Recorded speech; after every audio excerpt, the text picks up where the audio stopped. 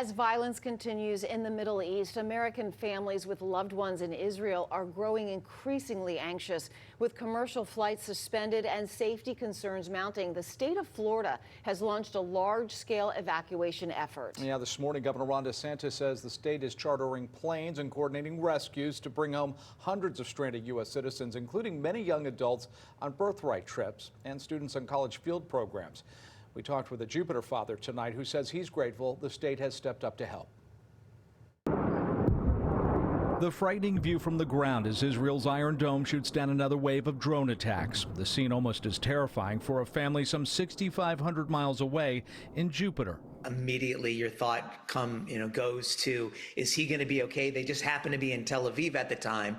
And, it was dicey. Rick Blackwell tells us his son Charlie was on a leadership trip in Israel with fellow Florida State classmates when the fighting broke out. The first couple of nights they spent in Tel Aviv were several times during the night they were alerted to go down to the bunker below the hotel. The kids were quickly moved someplace safer, but getting them back home is proving difficult with Israel's airports still shut down. This was probably the most challenging and logistically difficult mission that the Florida Department of Emergency Management has done. This morning, Governor Ron DeSantis says Florida is leading emergency evacuation efforts to bring Americans home from Israel.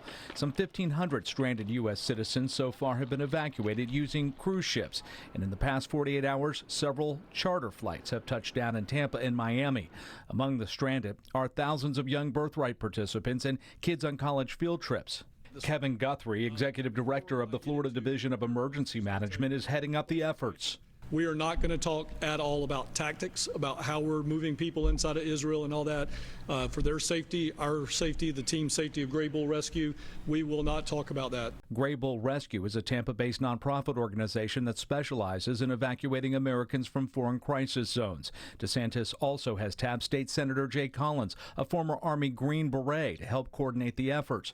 As for Blackwell, he said his son Charlie is nervously still waiting after being relocated safely to a staging area on the island of Cyprus off Israel's coast. He was fine the first couple of nights, and then, he became a little bit frustrated and a little bit worried as the last couple of days have progressed. He's in a good place right now. He obviously is feeling very fortunate, very lucky, and knows that there are some kids still that are not getting out. But ultimately, he's thankful also to the people that helped him get to this point. Well, we mentioned Gray Bull Rescue out of Tampa. It says it's received more than 4,000 evacuation requests so far. They expect that number to reach 6,000 by tomorrow.